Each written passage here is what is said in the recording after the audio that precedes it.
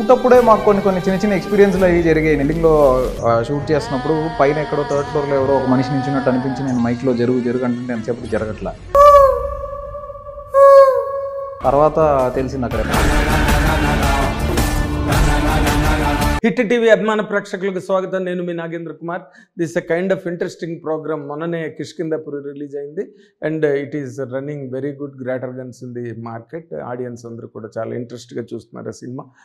Horror kind of ఫిల్మ్స్లో ఇది ఒక న్యూ అప్రోచ్ అని, ఒక న్యూ పారాడైమ్ అని చెప్పి క్రిటిక్స్ కూడా మెచ్చుకుంటున్న ఈ సినిమా డైరెక్టర్ కౌశిక్ పెగళ్ళపాటి ఇప్పుడు మనతో పాటు ఉన్నారు. ఆయన్ని అడిగి దీనికి సంబంధించిన కొన్ని ఇంట్రికేట్ డీటెయిల్స్ తెలుసుకుందాం, అంటే లోపలి వివరాలు కనుక్కుందాం. వెల్కమ్. నమస్తే sir. Welcome. Thank you. Thrilling blockbuster in cinemas. Yes sir అని పెట్టారు టైటిల్.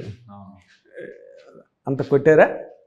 Definitely sir. అంటే మీరు బుక్ మై షో ఓపెన్ చేసి చూస్తే మీకే అర్థమవుతుంది ఎలా జనాలు రిసీవ్ చేసుకుంటున్నారో అండ్ కలెక్షన్స్ ఎలా ఉన్నాయి అనేది. నెంబర్స్ అది నాకు తెలియదు, but definitely we are confident and we are happy that మేము అనుకున్నది మేము అచీవ్ చేస్తున్నాం అన్న కాన్ఫిడెన్స్ ఉంది. కాన్ఫిడెన్స్ ఉంది మీకు? ఉంది సార్ డెఫినెట్లీ. అంటే ఆ రోజున మీ హీరో చాలా గట్టిగా ఛాలెంజ్ విసిరి మాట్లాడారు. ఆ రేంజ్కి వెళ్ళిందా? ఛాలెంజ్ రేంజ్కి వెళ్ళిందా? 100%. యాక్చువల్లీ మీకు అంటే ఐ డోంట్ నో మీకు ఎవరైనా చెప్పారో లేదో నాకు తెలియదు, కానీ నాకు చాలామంది, మీరు ఈవెన్ ట్విట్టర్ చూస్తే కూడా చాలామంది ఆయన చేసిన కమెంట్ ఏదైతే ఉందో, మీరు 10 నిమిషాల తర్వాత ఎవరైనా ఫోన్ పట్టుకుంటే అనే పాయింట్ అందరూ దాన్నే పెట్టి ఎవరు ఫోన్ పట్టుకోలేదని, కొంతమంది నేను ఫోన్ పట్టుకున్నా కాకపోతే దేవుడి ఫోటో చూడడానికి అని, కొంతమంది మీరు అంటే మొత్తం మ్యాక్సిమం కామెంట్స్ దీని గురించి ఉన్నాయి. సినిమా బాగుందని చెప్తూ దీని గురించి మాట్లాడుతున్నారు స్పెసిఫిక్గా. నా ఫ్రెండ్ కూడా ఒక అతను యూఎస్ నుంచి నాకు మెసేజ్ చేసి, సినిమా నిన్న చూసారా చాలా బాగుంది, నేను ఫస్ట్ థింగ్ అబ్జర్వ్ చేసింది ఏంటంటే థియేటర్లో ఎవరైనా ఫోన్ పట్టుకున్నారని, ఎవరు పట్టుకోలేదు అని పెట్టాడు. సో అంటే ఛాలెంజ్ రీచ్ అయినట్టేగా.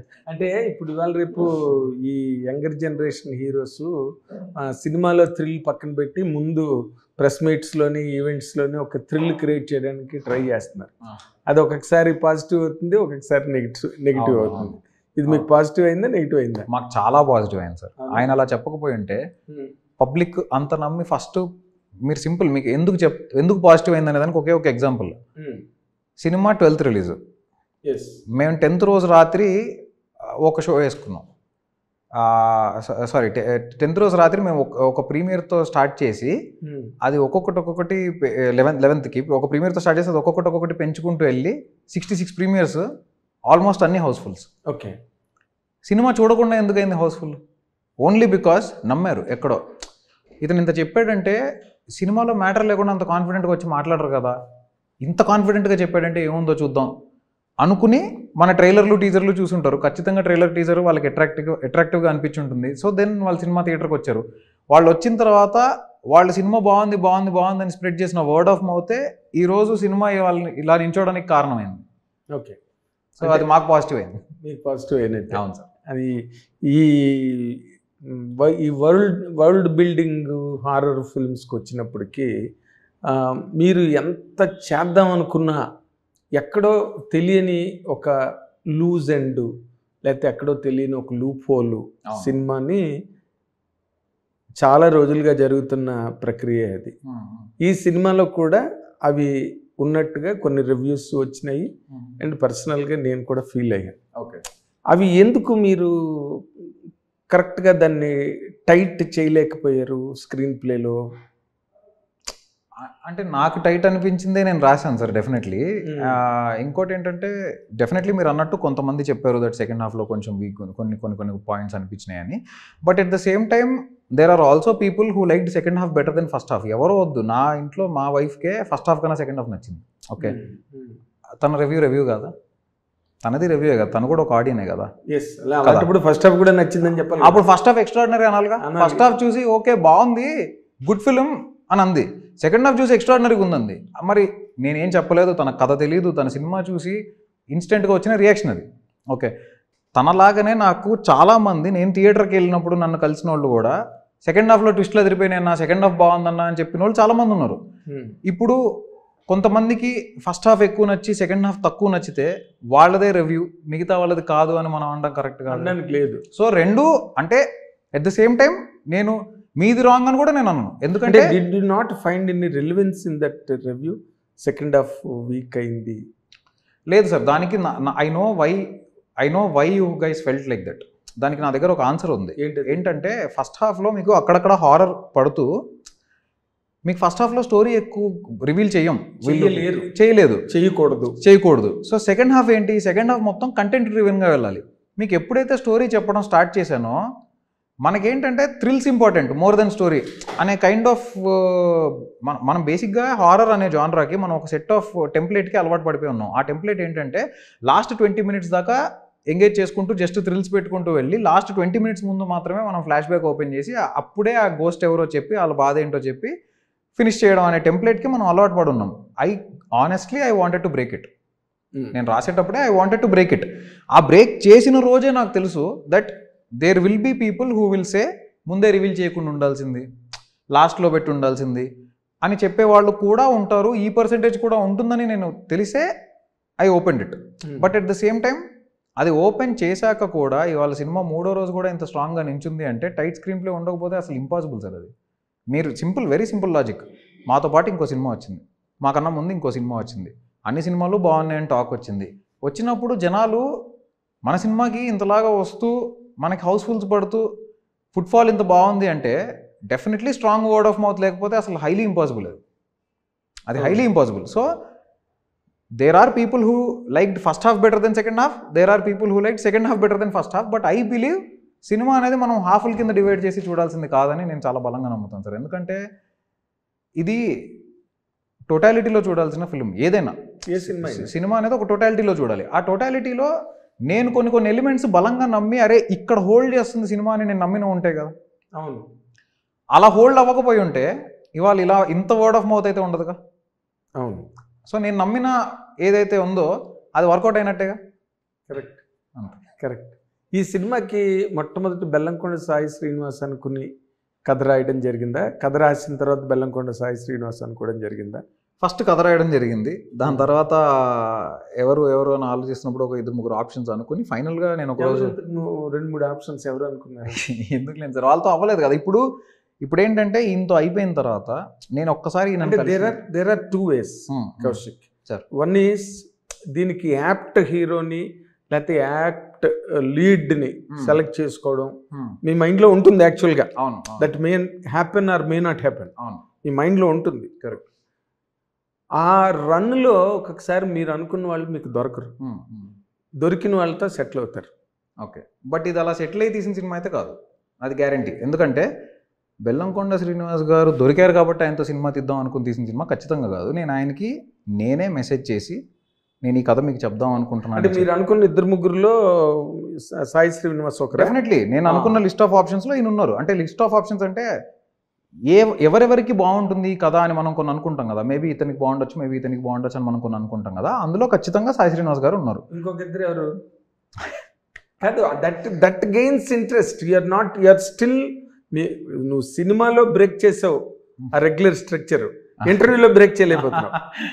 ఏం లేదు సార్, నేను ఎందుకు అది దాని గురించి అవాయిడ్ చేస్తాను అంటే సింపుల్ లాజిక్.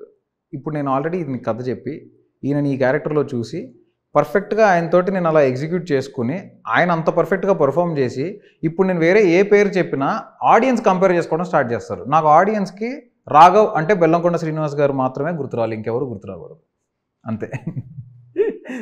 నువ్వు అది ఫీల్ అయ్యావా? yes, I have arrived at a proper actor. Definitely sir. నేను మీకు తెలియదు నేను ఎంతమందికి చెప్పానంటే సినిమా రిలీజ్కి చాలా ముందే షూటింగ్ స్టార్ట్ చేసిన ఒక ఫస్ట్ షెడ్యూల్ సెకండ్ షెడ్యూల్ తర్వాత నేను ఎంతమందికి చెప్పానంటే ఈ సినిమాలో నేను ఇతన్ని తప్ప ఇంకెవరిని ఊహించుకోలేకపోతున్నా. ఇన్ఫ్యాక్ట్ మీరు సినిమా రిలీజ్ అయ్యాక చెప్తారు it is a tailor made film for Bellamkonda Srinivas అని చెప్తారు అని నేను చాలామందికి చెప్పాను. ఈరోజు ప్రతి ఒక్కళ్ళు రివ్యూస్లో పాజిటివ్స్లో బెల్లంకొండ శ్రీనివాస్ అని పేరు రాస్తుంటే నాకు ఎంత ప్రౌడ్గా ఉంటుంది. మీ సెలెక్షన్ కరెక్ట్ అన్న ఫీలింగ్. సెలెక్షన్ ప్లస్ ఆయన పర్ఫార్మెన్స్ కూడా సినిమాలో నచ్చుంటేనే కదా పాజిటివ్స్లో ఆయన పర్ఫార్మెన్స్ గురించి కానీ ఆయన గురించి కానీ రాసేది. ఆయన సింపుల్ సార్, యాక్టింగ్ అనేది మనకి హీరో కనిపించకూడదు, క్యారెక్టర్ కనిపించాలి. కరెక్ట్. సో నాకు ఖచ్చితంగా రాఘవ్ కనిపించాడు అతనిలో, అది నేను చాలా బలంగా నమ్ముతున్నా. అండ్ మీరు అబ్జర్వ్ చేస్తే ఇంతకుముందు ఆయన వేరే సినిమాలు అన్నీ ఒక్కొక్క సినిమా ఒక్కొక్కలా చేశారు, కానీ ఈ సినిమాలో చాలా సటిల్ పర్ఫార్మెన్స్ ఉంటుంది. అంటే ఎస్, అది కరెక్ట్, వెరీ సటిల్ పర్ఫార్మెన్స్ ఉంటుంది. అది అతను సినిమాని అర్థం చేసుకుని దానికి ఇది కావాలి అని మనం చెప్పినప్పుడు దానికి ఎగ్జాక్ట్లీ అదే మీటర్లో అతను పర్ఫామ్ చేస్తున్నప్పుడు నాకు కనిపించేసింది, అరే ఈ సినిమా ఎవరు చూసినా ఖచ్చితంగా హీరో పర్ఫెక్ట్ సెట్ అయ్యాడు రే కథకి అనే ఫీలింగే వస్తుంది డెఫినెట్లీ అని నేను బలంగా నమ్మాను. ఇవాళ అదే ప్రూవ్ అయింది. ఓకే, అసలు ఈ సువర్ణమాయ రేడియో స్టేషన్ అన్న పాయింట్కి అరైవ్ అవడానికి బేసిక్ ఇన్స్పిరేషన్ ఏంటి? సో నాకు వింటేజ్ ఐటమ్స్ చాలా ఇష్టం, చిన్న నాస్టాల్జియా ఫీల్ అనేది నాకు చాలా ఇష్టం అనమాట. సో ఒకరోజు ఇట్లా ఒక హారర్ స్క్రిప్ట్ రాద్దామని 2014లో ఎప్పుడో అనుకున్నప్పుడు, ఇమీడియట్లీ ఆఫ్టర్ చావు కబురు చల్లగా వాజ్ ఇన్ 2021. సారీ 2014లో నేను హారర్ ఫిల్మ్ చేద్దామని ఒక హారర్ ఫిల్మ్ ఏదైనా రాద్దామని ఆలోచిస్తున్నప్పుడు నాకు ఫస్ట్ ట్రైన్ సీన్ వచ్చింది అనమాట. మీకు ఇప్పుడు సినిమాలో వచ్చిన ట్రైన్ సీన్ ఉంది కదా. సో నేను ఖమ్మం, మా హోమ్ టౌన్ ఖమ్మం వెళ్తున్నప్పుడు ట్రైన్లో మధ్యలో ఒక చోట ఆపేశాడు. ఆ పిచ్ డార్క్ ఏరియాలో నాకు అనిపించింది ఇలాంటి ఒక ప్లేస్లో ఇలాంటి ఒక ఇన్సిడెంట్ జరిగితే ఎలా ఉంటుంది అని. అలా ఆ సీన్ వచ్చింది. తర్వాత స్క్రిప్ట్ రాద్దామని స్టార్ట్ చేసినప్పుడు దెన్ నాకు బిగినింగ్లో చాలా డిఫరెంట్ ఐటమ్స్ అనుకున్నా వింటేజ్గా ఏం చేయొచ్చు అని. దూరదర్శన్ అవి ఇవి డిఫరెంట్ అనుకుని ఫైనల్గా రేడియో స్టేషన్ అయితే బాగుంటుంది, ఒక రేడియోలో అనౌన్స్మెంట్స్ వస్తూ ఈ పాటను కోరిన శ్రోతలు అనే ఒక కాన్సెప్ట్ అనుకుంటే బాగుంటుందని చెప్పి అలా రేడియో స్టేషన్కి అరైవ్ అయ్యాం. బట్ అప్పుడు సువర్ణమాయ అని పేరు పెట్టలేదు దానికి, జస్ట్ ఒక రేడియో స్టేషన్ అనుకున్నా. చావు కబురు చల్లగా అయిపోయిన తర్వాత 2023 ఎండింగ్ అలా మేము ఈ స్క్రిప్ట్ రాయడం స్టార్ట్ చేసాం. 2023లో ఈ స్క్రిప్ట్ రాయడం స్టార్ట్ చేసాం. అప్పుడు రాస్తున్నప్పుడు దీనికి రామాయణం ప్యారలల్స్ యాడ్ చేస్తే ఇంకా బాగుంటుంది ఈ నెరేషన్కి అని అనుకుని కొన్ని క్యారెక్టర్ ప్యారలల్స్, కొన్ని సిచ్యువేషనల్ ప్యారలల్స్, మెటఫర్స్ అవి డ్రా చేసుకుంటూ అలా సువర్ణమాయ అనేది ఒక బంగారు జింకలాగా రిప్రజెంట్ చేయగలిగితే అక్కడ డేంజర్ ఉంది, ప్రపంచంలో అరుదుగా కనిపించే విషయాలు ఆసక్తికరంగా అనిపిస్తాయి, కానీ అక్కడికి వెళ్తే ఆపద ఉండొచ్చు అనే పాయింట్ తీసుకుని అందుకని సువర్ణమాయ, సువర్ణ అంటే గోల్డ్, మాయ అంటే ఇల్యూజన్స్, అలా బంగారు జింక. అంతే. ఆల్ ఇండియా రేడియో సువర్ణమాయ బంగారు జింక అంతేనా? అంతే, దాన్ని మేనిఫెస్ట్ చేశారు. ఇప్పుడు ఇలాంటి కథలు అంటే నేను కొంతమంది చెప్పగా విన్నది, అండ్ ఆల్ఫ్రెడ్ హిచ్కాక్ కూడా ఎక్కడో రాసింది నేను చదివాను. ఇలాంటి కథలు రాసేటప్పుడు మేనిఫెస్టేషన్ ఎక్కువ ఉంటుంది ఆ క్యారెక్టర్లు, ఆ ఎపిసోడ్స్. అప్పుడు ప్యారలల్గా రైటర్కి లైఫ్లో కూడా అలాంటివి ఎక్కడో ఆ మూమెంట్స్ కానీ, ఆ ఫీలింగ్స్ కానీ, లేకపోతే అలాంటిది ఏదో తెలియని ఒక అట్మాస్ఫియరు జరుగుతుందని అంటారు బేసిక్గా. Did you ever face that? అలాంటివి ఏమైనా జరిగాయా? లేదు, రాస్తున్నప్పుడు కొన్ని సీక్వెన్సెస్ అనుకుంటున్నప్పుడు నాకు నిద్రలో భయం వేసేది. కొన్ని సీక్వెన్సెస్ రాస్తున్నప్పుడు ఇప్పుడు కొన్ని చిన్న థింగ్స్, చిన్న క్రీపీ కైండ్ ఆఫ్ థాట్స్ ఆలోచిస్తున్నప్పుడు ఎలా స్కేర్ చేయొచ్చు అని ఆలోచిస్తున్నప్పుడు నాకే మధ్యలో కొన్ని థాట్స్ వచ్చి భయం వేసేది, నిద్ర మధ్యలో ఉలికిపడి లేచేవాడిని. అలాంటివి జరిగేవి. అది కాకుండా షూట్ అప్పుడే మాకు కొన్ని చిన్న ఎక్స్పీరియన్స్లు అవి జరిగాయి. నేను వేరే ఇంటర్వ్యూస్లో వాటిలో కూడా చెప్పాను. ఏంటంటే ఒక బిల్డింగ్లో షూట్ చేస్తున్నప్పుడు పైన ఎక్కడో 3rd ఫ్లోర్లో ఎవరో ఒక మనిషి నించున్నట్టు అనిపించి నేను మైక్లో జరుగు అంటుంటే ఎంతసేపటి జరగట్లా. తర్వాత తెలిసింది అక్కడ ఎవరు లేరని. బట్ ఏదో షాడో ఫోర్కాస్ట్ అవుతుంది. మీకు దాని ఇమేజ్ చూపిస్తా ఇంటర్వ్యూ అయిపోయాక. ఓకే, ఒకసారి జరిగింది అలాగే? ఒకసారి జరిగింది. బట్ ఆ ఫీల్ త్రూఅవుట్ ఏదో సంథింగ్ ఈజ్ వాచింగ్ అనే ఫీల్ అప్పుడప్పుడు అనిపిస్తూ ఉండేది. But that's only because we are shooting horror film. అంతే. అంతకన్నా అంటే ఊటీలో షూటింగ్లు గట్టా జరిగేటప్పుడు ఎవరో పక్కన వచ్చి కూర్చున్నట్టు గట్టా అయిందని కొంతమంది యాక్టర్స్ చెప్పేవారు. అలాంటివి ఏమైనా మూమెంట్స్ జరిగాయని ఉద్దేశంతో అడిగాను. ఈ సినిమా హారర్ అనేది వరల్డ్ ఓవర్ అన్ని లాంగ్వేజెస్లో, వరల్డ్ లాంగ్వేజెస్ ఎక్కడైనా కూడా వెరీ కామన్ ప్యాటర్న్ అండ్ చాలా టూ మచ్ యూజ్డ్, ఎక్కువ వాడబడిన ఫార్ములా హారర్ అన్నది. అంత కష్టపడి రాసుకున్నప్పుడు ఈ హారర్ ఫిల్మ్ ద్వారా what exactly you wanted to achieve? అదే సార్, ఇప్పుడు మీరు ఏదైతే చెప్పారో ఇన్ని హారర్ సినిమాలు చేశారు చాలామంది, ప్రపంచంలో చాలా చోట్ల చాలా హారర్ ఫిల్మ్స్ వచ్చాయి. అందులో నేను కొత్తగా ఏం చేయగలుగుతాను అనేదే నేను అనుకుని స్టార్ట్ చేసిన పాయింట్. ఇప్పుడు మీకు ఇందాక నేను చెప్పినట్టు రామాయణం ప్యారలల్స్తో ఉంటుంది సినిమాలో అని, అది నాకు తెలిసి ఏ హారర్ సినిమాలో వాళ్ళు ట్రై చేయలేదు. అండ్ హారర్ సినిమానే కాదు, ప్రతి మనిషి జీవితంలో ప్రతిరోజు రామాయణం ఏదో ఒక రకంగా మన లైఫ్లో జరుగుతూనే ఉంటుంది. మనం దాన్ని ఎక్స్పీరియన్స్ చేయమంతే. మనం దాన్ని అబ్జర్వ్ చేసి నోటీస్ చేస్తే మనకి దాని ప్యారలల్ అర్థమవుతుంటుంది. అందులో ఉన్న నీతిని మనం యూటిలైజ్ చేసుకోగలిగితే లైఫ్లో ఏ సిచ్యువేషన్లో నుంచి అయినా బయటికి రాగలుగుతాం అనే ఒక పాయింట్ తీసుకుని ఇప్పుడు మేము చెప్దాం అనుకున్న మ్యాటర్ ఏంటంటే, నాట్ డైరెక్ట్లీ బట్ ఒక మనిషి బాడీ అనేది అయోధ్య లాంటిది. అది it's not that easy to be conquered. అంత ఈజీగా ఎవరు పడితే వాళ్ళు వచ్చి మనలోకి దూరిపోయి అలా జరగదు. జనరలీ మీకు అన్ని హారర్ సినిమాల్లో వాళ్ళలోకి వెళ్ళిపోయాడు వీళ్ళలోకి వెళ్ళిపోయాడు అలా అలా ఉండదు. Actually it's very difficult for a ghost to get into your body.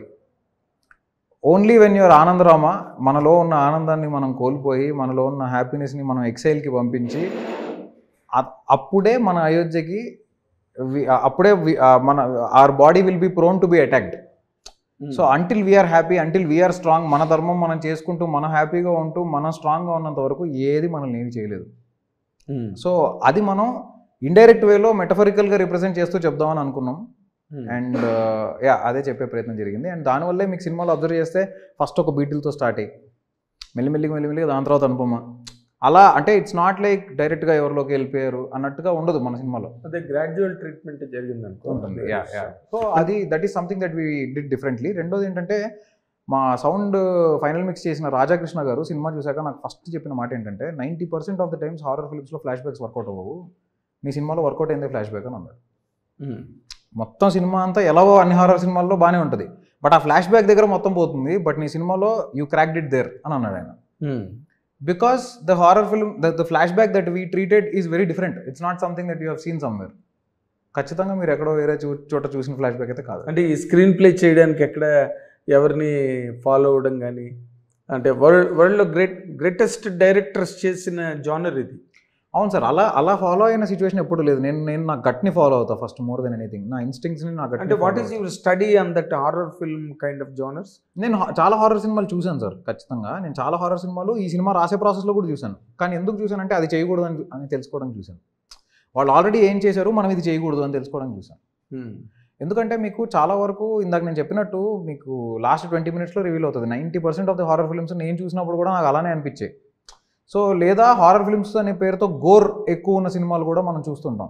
నాకు ఆ రెండు వద్దు, ఆ రెండు కాకుండా ఇంకేదో చేద్దాం అని అనుకుని నేను ప్లాన్ చేసుకుని చేసింది. అంటే what you try to club ఈ సినిమాలో, అంటే రివ్యూలో కూడా వచ్చాయనుకో ఆ పాయింట్ వచ్చింది, ఇమోషన్ని హారర్ని రెండింటిని మిక్స్ చేసి చెయ్యాలన్న ఒక ప్రయత్నం నాకు కనిపించింది సినిమాలో.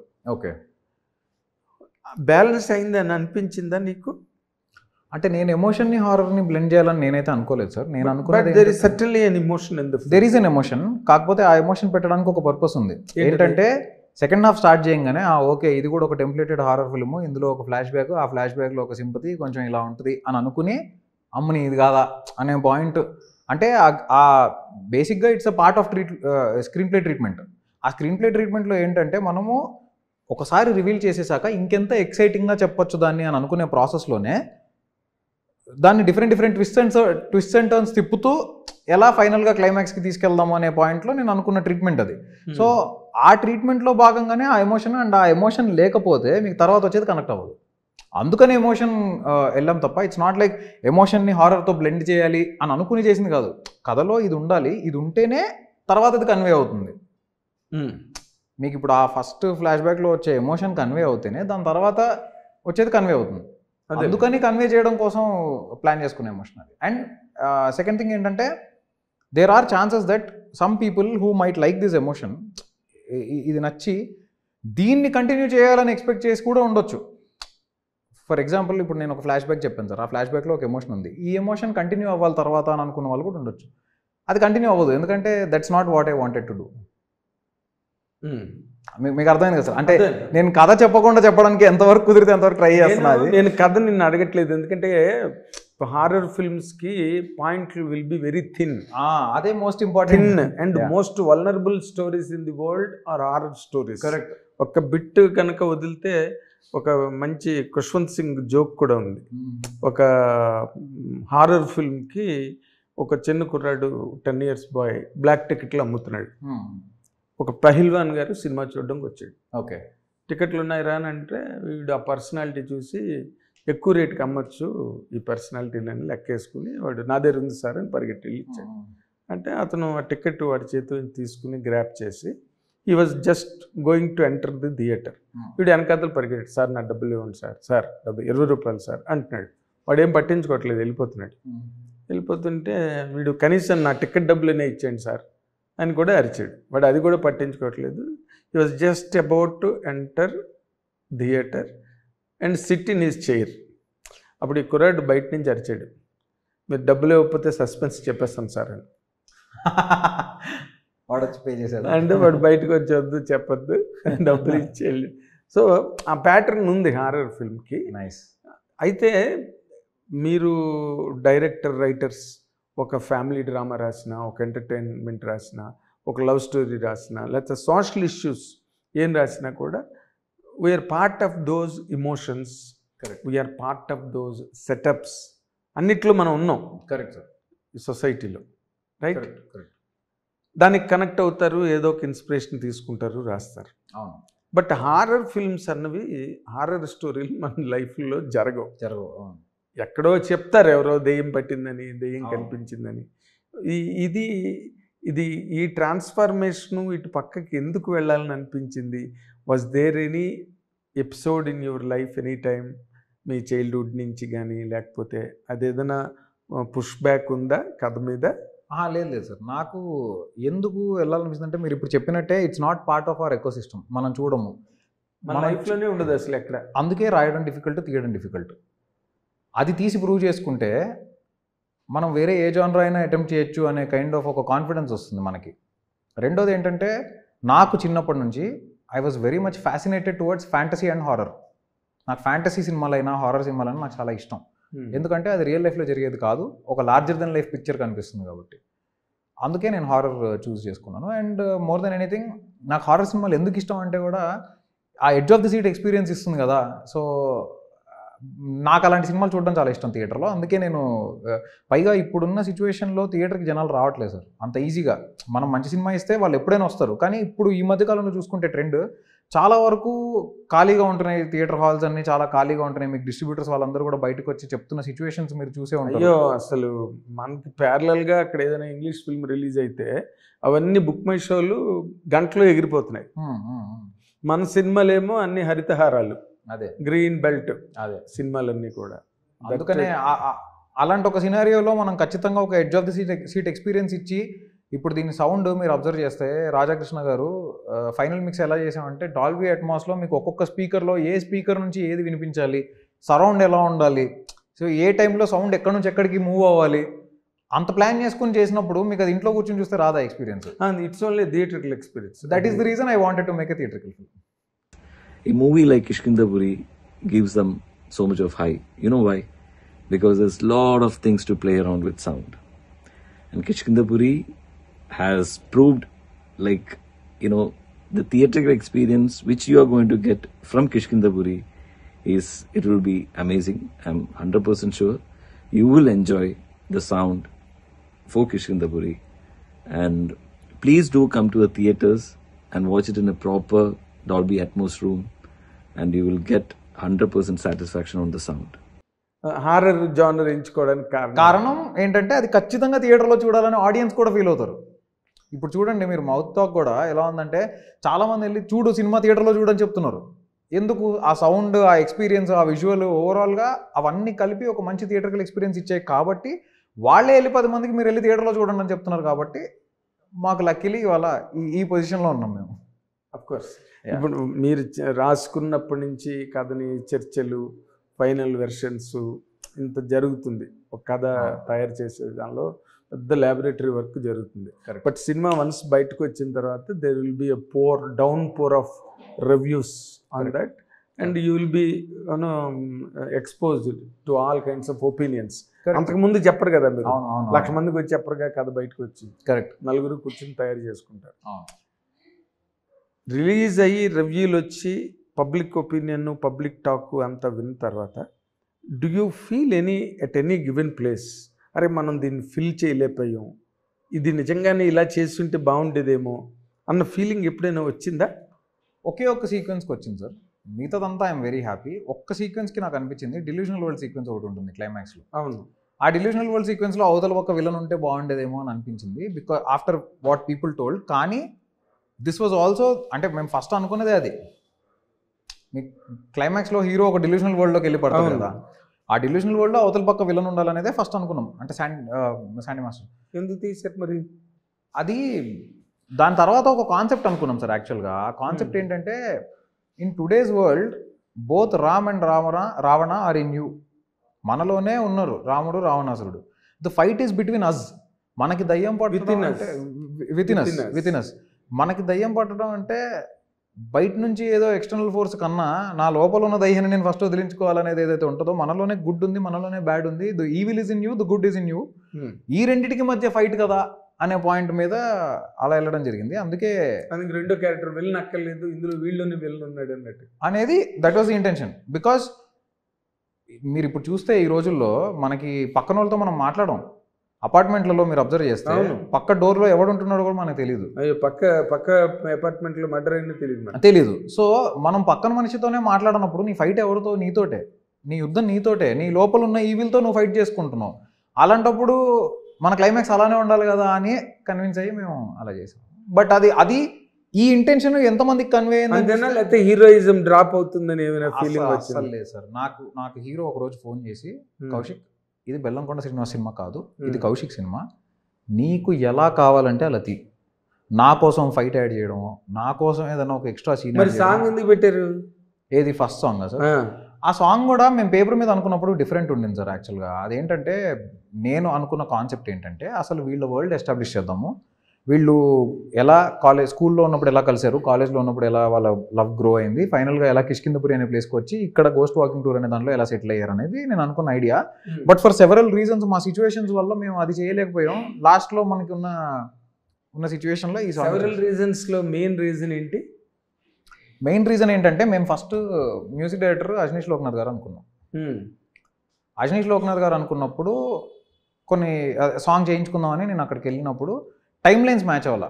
అంటే ఆయన ఆల్రెడీ వేరే ఫిల్మ్స్తో బిజీగా ఉండడము, మాకు డిలే అయిపోవడము, కొంచెం ఆ టైం లైన్స్ మ్యాచ్ అవ్వకపోవడం వల్ల అంటే పాపం ఆయన వెళ్ళినప్పుడల్లా కలిసేవాడు, బాగా మాట్లాడేవాడు, ఇదంతా ఉండేది. కాకపోతే సంహౌ మేము అనుకున్న టైం లైన్కి అది మ్యాచ్ అవ్వకపోవడం వల్ల లాస్ట్ మినిట్ డెసిషన్లో మేము చేంజ్ చేయాల్సి వచ్చింది మ్యూజిక్ డైరెక్టర్ని. ఎప్పుడైతే చేంజ్ చేయాల్సి వచ్చిందో మాకున్న టైం తక్కువ, మాకున్న సిచ్యువేషన్స్కి then we had to. But of course ఏ రోజు మేము అయ్యో అజనీష్ మిస్ అయ్యాడే అనే ఫీలింగ్ మాకు ఎప్పుడు లేదు. He has done a fantastic job. No debate on that. నాకు పర్సనలీ సాంగ్స్ కూడా చాలా బాగా చేశాడు అనే feeling, especially song climax song కూడా చాలా బాగా చేశాడు. So Chetan abundance of talent. So thing ఏంటంటే ఇక్కడికి వచ్చిన తర్వాత చేతన్ డెఫినెట్లీ నెక్స్ట్ లెవెల్కి తీసుకెళ్ళిపోయాడు సినిమాని. బట్ ఆ టైంలో ఏంటంటే మాకున్న టైం లైన్స్కి, మాకున్న సిచ్యువేషన్స్ వల్ల మేము అనుకున్న ఆ పర్టికులర్ కాన్సెప్ట్ని ఎగ్జిక్యూట్ చేయలేకపోయాం. దానికి బదులు సాంగ్కి వెళ్ళిపోయారు. అదే సాంగ్ ఉండాలి ఫస్ట్. నేను ఏదైతే స్కూల్ కాలేజ్ ఇదంతా చెప్పానో that was suppose to be the song. ఆ సాంగ్ ప్లేస్లో ఈ సాంగ్ వచ్చింది. అదే ఆ బిట్ వరకు ఇక్కడ సాంగ్ అనవసరం అన్న ఫీలింగ్ వచ్చింది. అవును.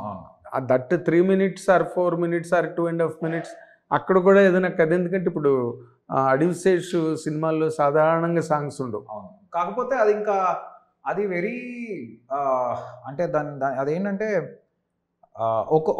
ఒక సెక్టర్ ఆఫ్ పీపుల్కి ప్రాబబ్లీ ఆ కట్ చేసి ఆ సాంగ్ నచ్చచ్చేమో, అది మనకు తెలియదు. అంటే because there might be people who enjoy that. I don't know. మారిపోయింది కదా. మారింది సార్ డెఫినెట్లీ. నేను కూడా పర్సనల్గా చెప్తున్నాను కదా, మేము అనుకున్న కాన్సెప్ట్ అది. But at the same time we wanted to give one relief before we get in to the story. ఒక స్టోరీలోకి వెళ్ళే ముందు ఒక చిన్న రిలీఫ్ ఇచ్చి వెళ్దాము ప్రాపర్గా, దాని తర్వాత నుంచి ఇంకా కథ డీవియేట్ అవ్వకుండా చెప్దామని అనుకునే అలా చేసాం. ఓకే. అంటే టు కన్క్లూడ్ ది సెషన్, ఎన్ని వరల్డ్లో చాలామంది సినిమాలు చూశానని చెప్పావు.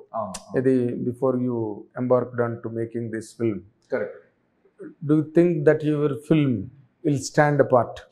అంటే ఇదొక సినిమా వచ్చింది కిష్కిందాపురి అనే ఒక కాస్ట్లీ క్లాసిక్ టచ్ ఈ సినిమాలో ఉన్నది అని can you tell as a director of the film? I can tell one thing very firmly sir. This is one film which will definitely stand apart from other horror films because it has a very good and very interesting and very different backstory. At the same time, the reasoning is very unique. మనం ఎందుకు జరుగుతుందనే reasoning ఉంటుంది కదా, ఆ reasoning మీకు సినిమాలో ఒక్క horror scene కూడా వేరే సినిమాల్లోంచి చూసో, లేకపోతే ఇంకెక్కడో Korean cinema, Tamil cinema, Malayalam cinema, ఇంకేదో సినిమాలోంచి చూసి తీసింది కాదు. Everything is original. I'm telling it on record. Everything is authentic, everything is originally return. And అది ఎక్కడి నుంచి వచ్చిందంటే నేను ప్రతిదానికి ఇది ఎక్కడి నుంచి వచ్చిందో చెప్పగలుగుతాను. అంటే ఎక్కడి నుంచి వచ్చిందంటే నాట్ ఫ్రమ్ అదర్ ఫిల్మ్స్. ఇప్పుడు ఫర్ ఎగ్జాంపుల్ ఆ రికెట్స్ అనే క్యారెక్టర్, దానికి మనకు అష్టావక్ర స్వామి వారు అని ఒక ఆయన ఉన్నారు. సో అలా ప్రతి దానికి నా దగ్గర I know where it came from. It's not from any other film. So that way it is definitely something that will stand apart because it's a original authentic film. ఇవాళ ఈ రోజు ఉన్న సిచ్యువేషన్లో ఎన్ని సినిమాలు వస్తున్నాయి సార్ మనకి, ఒరిజినల్ సినిమాలు authentic stories toti. So that way I am 100% sure it will stand out. Good. Again a little extension. What is your best challenge and a worst challenge in handling this script? లేదా ఈ cinema shooting complete చేయడంలో కథ అనుకున్న దగ్గర నుంచి best challenge that has really, అంటే నీలో ఉండే ఒక స్టామినాని కానీ లేకపోతే నీలో ఉండే ఒక మెరిట్ని కానీ ఎస్కవేట్ చేసిన ఛాలెంజెస్ కొన్ని ఉంటాయి, డిప్రెస్ చేసే ఛాలెంజెస్ కొన్ని ఉంటాయి, మనిషిని కిల్ చేసే ఛాలెంజెస్ కొన్ని ఉంటాయి. కరెక్ట్. బెస్ట్ ఛాలెంజెస్ ఏంటి, కిల్లింగ్ ఛాలెంజెస్ ఏంటి నీకు? ఫస్ట్ బెస్ట్ ఛాలెంజ్ ఏంటంటే విలన్ని పట్టుకోవడం. ఎందుకంటే రాసుకున్నప్పుడు చాలా ఈజీగా రాసేసాం.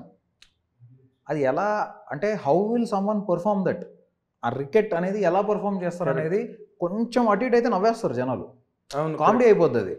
అది కానీ కామెడీ అయిందంటే ఇంకా సినిమా గోస్ ఫర్ టాస్, అయిపోయింది సినిమా. అది కామెడీ అవ్వకూడదు, చూస్తే మనకి సేమ్ అంత ఇంపాక్ట్ఫుల్గా ఉండాలి. అది ఎంత ఇంపాక్ట్ ఇస్తే సినిమా అంత వర్కౌట్ అయింది. అవును, that was the biggest challenge for me. And I think we found the best. Nobody can replace him. We found the best. Right. Next thing ఏంటంటే వరల్డ్ బిల్డింగ్. సో కిష్కిందపురి అనే ఒక ప్లేస్లోనే ఉన్నాను నేను అని ఆడియన్స్ ఫీల్ అవ్వాలి. ఎక్కడో యూనివర్స్ క్రియేట్ అవ్వాలి. టక్మన్ నేను హైదరాబాద్లో ఉన్నాను, లేకపోతే నేను అక్కడ ఉన్నాను, నేను ఇక్కడ ఉన్నాను ఫీల్ అవ్వకూడదు. నేను రామోజీ ఫిల్మ్ సిటీలో ఉన్నాను ఫీల్ అయ్యాడంటే అయిపోయాం. That was a challenge.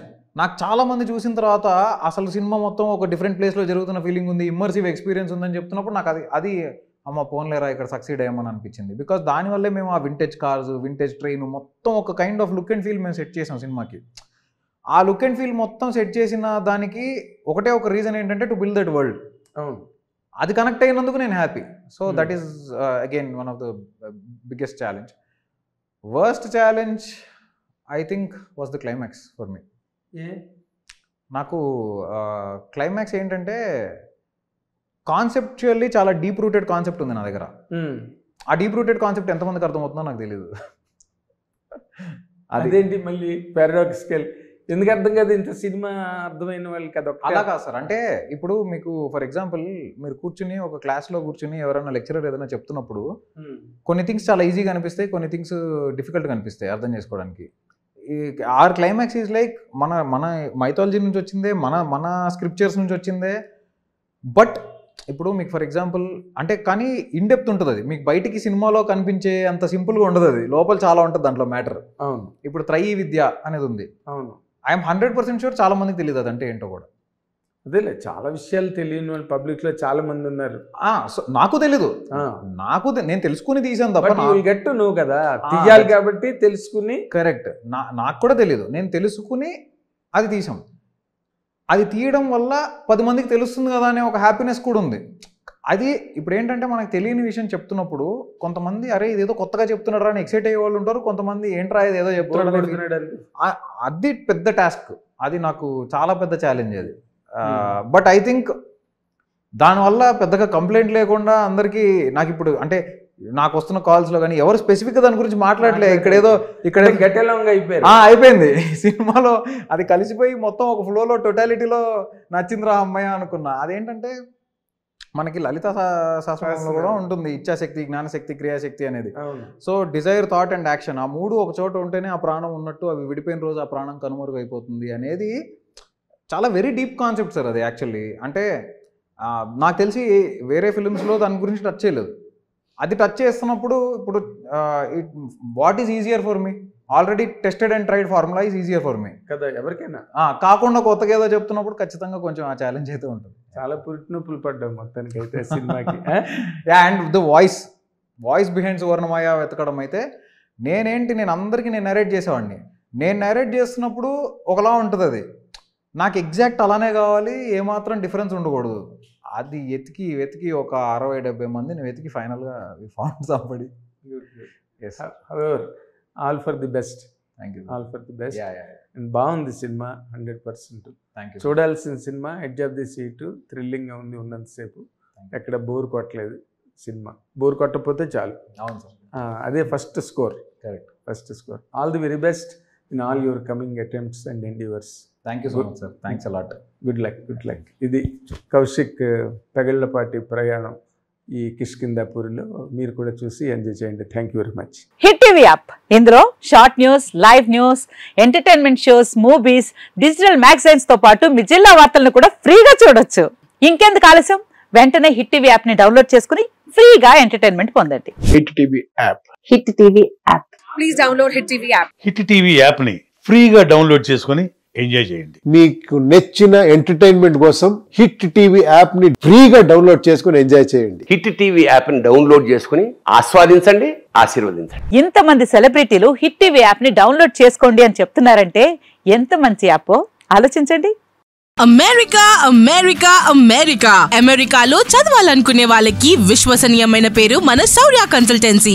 UK లో 1 year masters, UK లో 1 year masters, 2 years work permit up to 5 years visa. Contact Saurya Consultancy. Contact 89851 89851.